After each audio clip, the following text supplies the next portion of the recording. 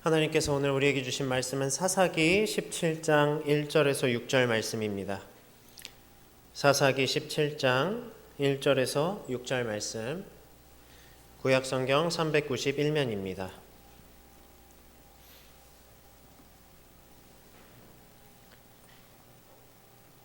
사사기 17장 1절에서 6절 말씀, 우리 번갈아 가면서 읽겠습니다. 에브라임 산지에 미가라 이름하는 사람이 있더니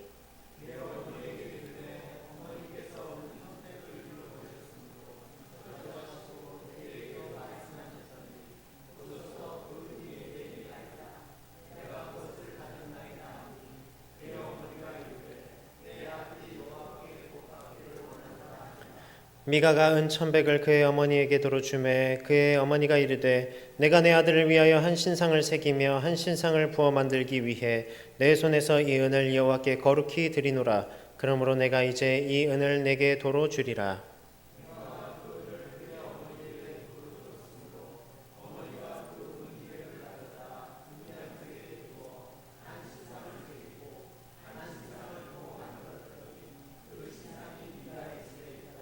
그 사람 미가에게 신당이 있으므로 그가 에봇과 드라빔을 만들고 한 아들을 세워 그의 제사장으로 삼았더라. 그때에는 이스라엘에 왕이 없었으므로 사람마다 자기 소견에 옳은 대로 행하였더라. 아멘. 오늘도 하나님께서 주신 이 말씀 통해서 풍성한 은혜 누리는 시간 되시기를 바랍니다.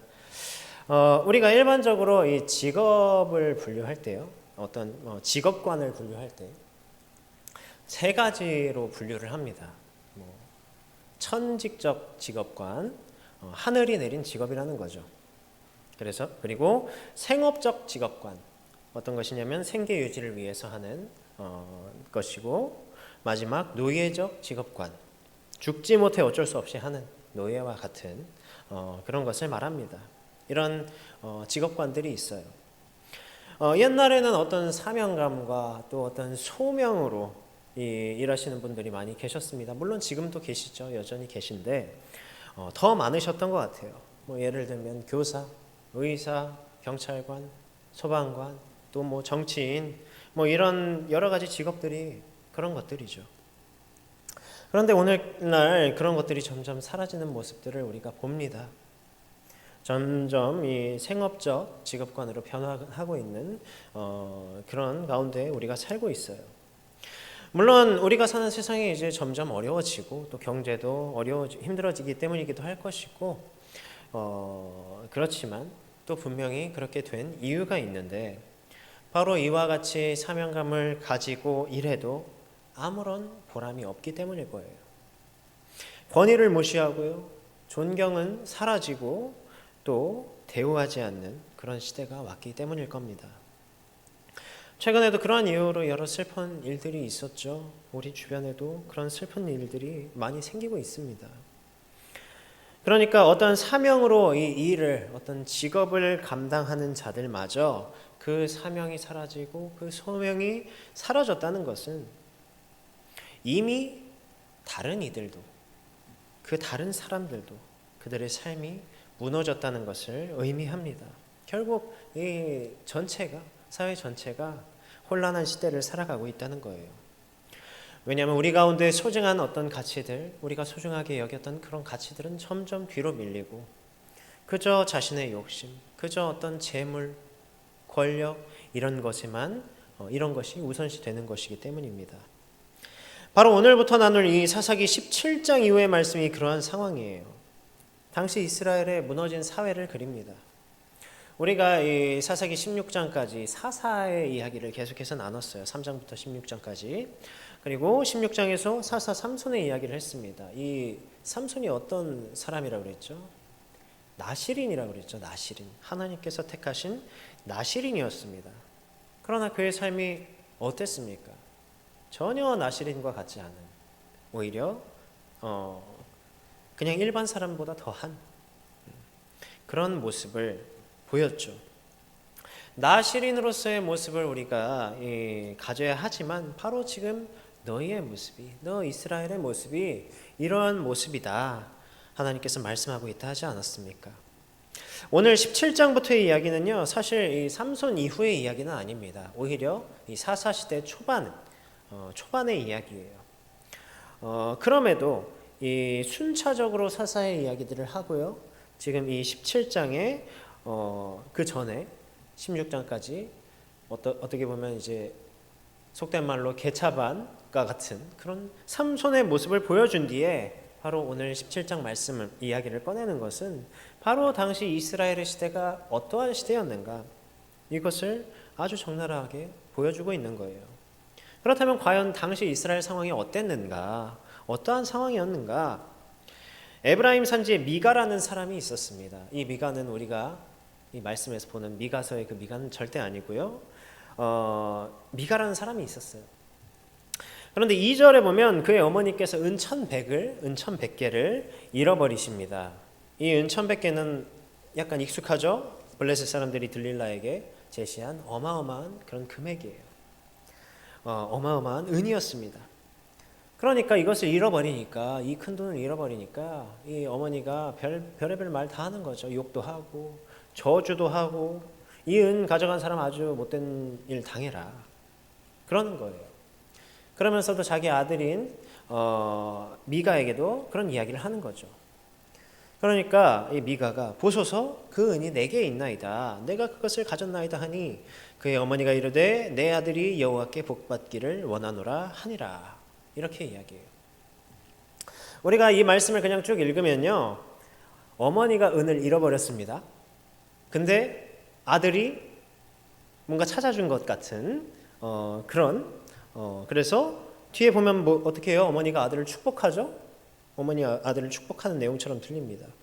그 은을 어머니께 찾아줘서 어머니가 아들을 축복하는 것처럼 그냥 쭉 읽다 보면 생각 없이 읽다 보면 그렇게 보이는데요.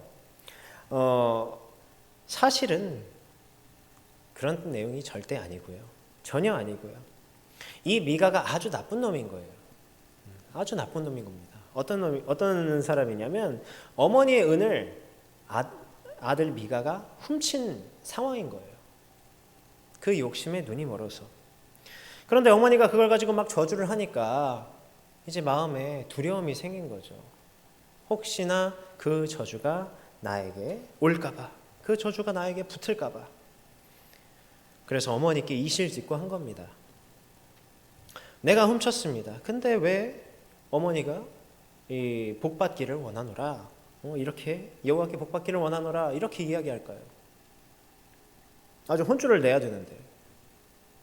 당시 이 고대인들의 미신적인 주술 가운데에서 축복으로 저주를 상쇄한다라는 그런 미신이 있었습니다. 그런 믿음이 있었어요. 그러니까 그래도 아들이라고 자기가 저주했던 내용을 이 축복으로 상쇄하려고 했던 거죠. 이미 이것은 하나님의 뜻이 아닙니다. 하나님의 방법이 아니에요. 하나님의 이름을 남용하고 하나님을 망령되게 하는 그런 것이었어요. 이방 우상종교의 풍습이었습니다. 사사시대 초기 때부터 이미 이러한 우상 숭배의 풍습, 이방 족속의 풍습을 받아들인 상태였어요. 혼합된 신앙을 가지고 있었던 거죠. 여호와의 이름을 말하면서도 혼란했던 겁니다. 근데 이제 앞으로 보실 내용들은 점점 더 가관일 거예요. 이 18장에도 가관이고 19장에는 더 심하고요. 어떤 일이 있었냐? 그래서 미가가 어머니께 은 1,100개를 돌려줍니다. 그러니까 그 중에 이제 은 200개를 가지고 신상을 만들어요. 여호와를 위한 신상이다라고 하지만 사실 하나님께서 뭐라고 하셨습니까? 십계명에 너를 위하여 새긴 우상을 만들지 말라. 하나님의 말씀을 거역하고 그것이 잘못된 일인지도 모르고 이 우상 숭배가 일상이 된 시대였던 겁니다. 그래서 미가는 이것을 자신의 신당에 두고요. 그의 아들 중에 하나를 택해서 제사장으로 삼아 일하게 해요. 기드온의 아버지도 관리하는 신상이 있었다고 그랬죠. 그래서 기드온이 그것을 찍어버렸잖아요. 그만큼 이미 이스라엘의 일상은요, 하나님께서 보시기에 악한 걸로 가득 차 있는 상황이었습니다. 그리고 자기 집에 또 자기 신당에 스스로 그의 제사장을 세웠던 것은 본격적인 하나님 앞에서 배반 행위를 시작했던 것이죠. 그의 행위는 점점 대담해집니다. 하루는 한 레위인이 이제 거주할 곳을 찾다가 이 미가의 집까지 오게 되었어요. 그러니까 그 레위인이 이 미가는 마음에 들었나 봅니다. 그러면서 차라리 나랑 함께 거주하면서 내가 뭐 다 줄 테니까, 다 챙겨줄 테니까 나를 위하여 아버지, 그러니까 가르치는 자와 제사장이 되라. 내가 해마다 은열과 의복 한 벌과 먹을 것을 주리라. 여러분, 이 레위인이 어떤 사람입니까? 하나님께서 직접 하나님께 드리는 제사를 담당하게 하기 위하여 구별하여 세운 지파 아니겠어요? 때문에 하나님께서 택한 이 레위인들만이 제사장이 될 수 있었는데, 지금 이 모습은 어떤 모습입니까? 하나님의 제사장을 사람이 자신을 위한 제사장으로 삼은 거예요. 심지어 우상 숭배를 위하여서. 도대체 무엇 때문에 이 모습이 하나님의 영광을 구하는 모습이겠습니까? 우리 집에서 하나님을 섬기며 하나님께 영광 돌리기 위해서 이렇게 제사장을 세웠을까요? 앞에서 이들이 이미 미신적인 우상 숭배에 이 신앙에 물들었다고 했었죠. 마찬가지로 하나님의 영광이 아니라 자신의 영광, 어떤 자신의 복, 이런 것들을 위해서 이 개인적인 제사장을 세운 거예요. 게다가 하나님께서 구별하신 레위인은 어떻게 이야기합니까? 11절에 뭐라고 하죠? 우리 함께 11절 한 장 넘어가서 11절을 함께 읽겠습니다. 그 레위인이 그 사람과 함께 거주하기를 만족하게 생각했으니 이는 그 청년이 미가의 아들 중 하나같이 됨이라. 즉 레위인이 아들급의 대우를 받고 있었다는 겁니다. 이 미가의 개인 제사장으로 일하면서. 이게 무슨 뜻일까요? 중요한 것을 잊어버린 시대, 하나님께서 택하신 사명으로 섬겨야 할 이 레위인까지도, 레위인조차도 삭슬 쫓아가는 시대라는 거예요. 우리 앞에서 뭐라고 얘기했습니까? 사명감을 가지고 이 어떤 직업적 사명감을 잃어버린 시대가 어떤 시대라고 그랬어요? 무너진 시대고 희망이 없는 그런 시대라고 했어요. 그 중에서 절대로 그 사명과 소명을 놓아서는 안 되는 그런 자들, 삼손과 같은 나시린이 있고, 또 오늘 바로 이 레위인들, 제사장들, 종교 지도자들까지도 이미 타락한 시대였던 거예요. 그들이 타락했으니 어떻겠습니까? 다른 일반 백성들은, 이 미가와 같은 백성들은 자신의 집에 신당을 세우고요, 제사장을 세운 겁니다. 그러면서 하는 말이 13절에 뭐라고 말씀하죠? 13절에 이제 레위인이 내 제사장이 되었으니 여호와께서 내게 복 주실 줄 아노라. 하나님께서 택하신 이 레위인을 세웠으니까, 제사장으로 거룩하게 구별하여 세웠으니까 이 저주는 상쇄되고 하나님께서 나에게 복을 주실 것이다. 이렇게 이야기하는 겁니다. 이게 어떤 상황이냐면, 하나님을 그저 가나안의 여러 우상들과 같이 보는, 똑같은 취급을 하는 그런 상황인 거예요. 그러나 하나님께서는 어떤 분이십니까? 이 땅에 창조주시고 언약의 주권자이신데 그저 자신에게 복을 주는, 내가 원하는 대로 그 복을 얻는 그런 신으로 이 미가가 그렇게 여겼던 거예요. 왜 이러한 시대가 왔을까요? 왜 이와 같이 혼란하고 무질서한 시대가 이 이스라엘 땅에 찾아왔을까요?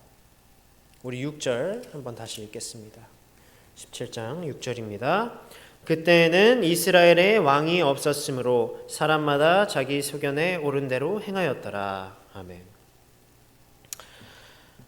아마 우리 각자의 가정에도 왕이 있으신 줄 압니다. 거의 대부분 여기 계신 분들은 다 왕이신 것 같은데, 그러다 보니까 어때요? 자기 소견대로 뭐 자기 하고 싶은 대로, 옳은 대로 행하지 않죠.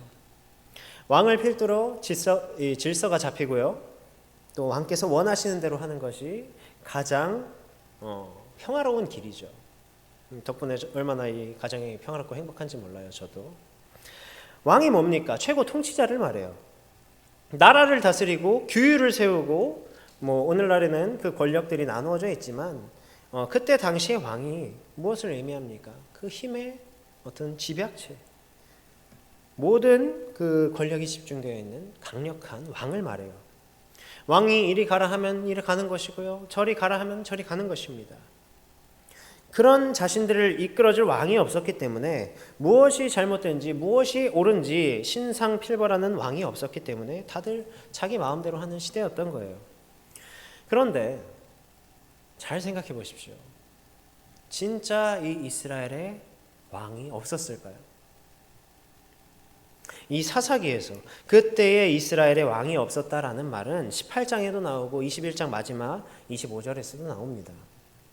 어찌 보면 이 말은 이 사사기가 기록될 당시 이제 막 수립된 왕정 체제의 정당성을 이야기하는 것 같기도 해요. 그러나 정말 이 말씀이 우리에게 이야기하는 것이 무엇일까? 정말 그들에게는, 이스라엘에게는 왕이 없었는가? 분명히 이스라엘에게는 왕이 있었습니다. 그 왕이 누구예요? 우리가 다 이야기할 수 있을 거예요. 하나님이시죠. 하나님께서는 이스라엘이 국가로 처음 태동될 때부터 친히 왕이 되셨습니다. 우리 신명기 33장 5절 한번 같이 찾아볼까요? 신명기 33장 5절입니다. 신명기 33장 5절, 구약성경 316면입니다. 신명기 33장 5절입니다.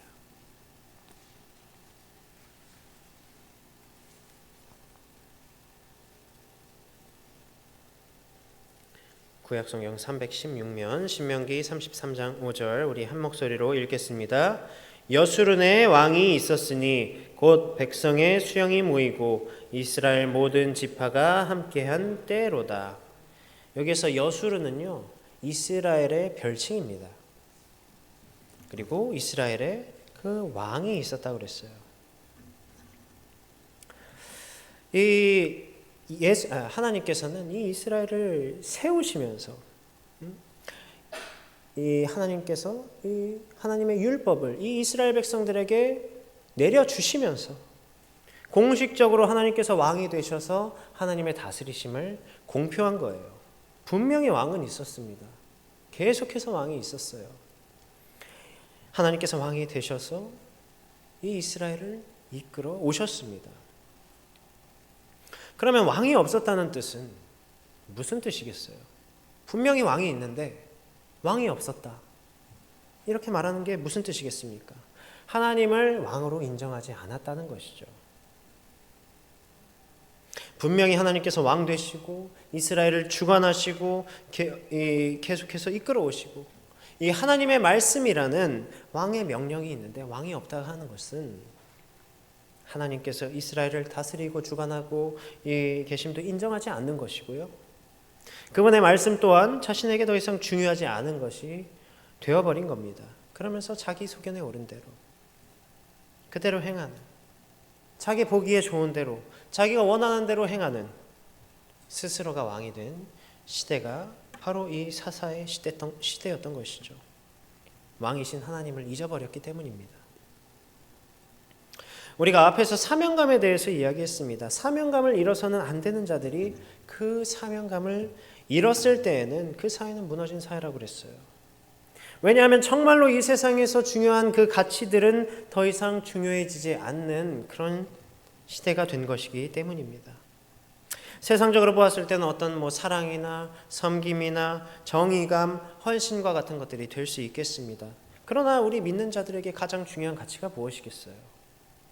우리 믿는 자들에게 가장 중요한 것이 무엇이겠습니까?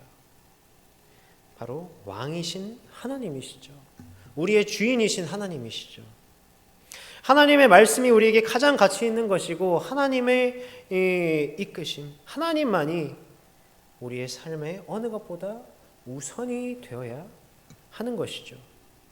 그런데 우리 인생에서 가장 우선되는 가치, 이 우리의 왕이신 하나님을 잃어버렸을 때, 그 가치를 인정하지 않을 때 오늘 이스라엘이 어떻게 되었습니까? 도둑질과 저주와 스스로에게 여호와의 이름을 들어 축복하고 자기 좋을 대로 우상신을 만들고 하나님의 법들을 무시하고 제사장을 세우고 그런 근본도 없고 질서도 없는 희망이 없는 시대가 되었습니다. 결국 이러한 혼돈의 시대는 더욱 악해져 갔어요. 18장에 보면 아까 말했죠. 갈수록 가관이라고. 그러한 미가의 신당의 이 우상과 제사장까지 이스라엘의 단지파가 군사를 끌고 와서 그것을 빼앗아 갑니다. 무엇을 위해서? 심판을 위해서였을까요? 아니에요. 자신들의 제사장으로 삼고 자신들의 신상으로, 신당으로 삼으려고, 자신들의 뜻대로 우상으로 삼기 위해서. 이제 미가의 제사장이었던 이 레위인은 더 큰 민족의 제사장으로 세움받습니다. 그것을 이제 18장 20절에 보면 기뻐한다고 그랬어요. 사명이 사라진 시대가 되었습니다. 자신의 성취와 욕망, 또 재물만이 우선시된 이 하나님은 저 멀리 있는 시대가 된 거예요. 우리의 시대 또한 마찬가지입니다. 교사나 경찰, 소방관, 이들의 사명이 사라진다 하여도 끝까지 사라져서는 안 되는, 그 사명과 그 소명이 사라져서는 안 되는 자들이 있는데, 그게 바로 레위인과 같은 목회자들이죠.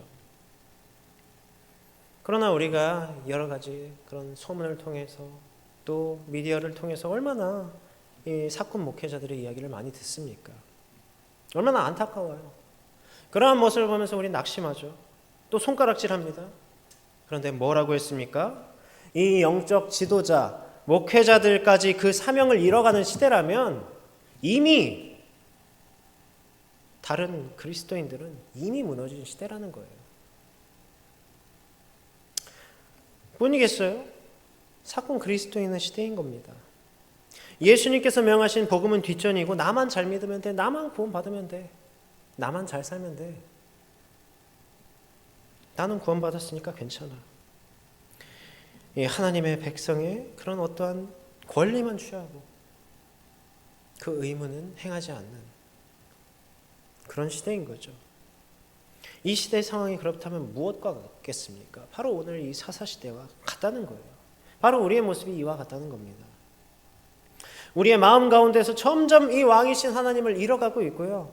정말 중요한 가치가, 우리의 제1순위 가치가 하나님이 아니라 다른 것들로 대체되어 가고 있고, 또 미가와 같이 하나님의 말씀을, 신앙을, 교회를 자기 소견에 옳은 대로 판단하고 행하는 시대를 우리는 살아가고 있다는 겁니다.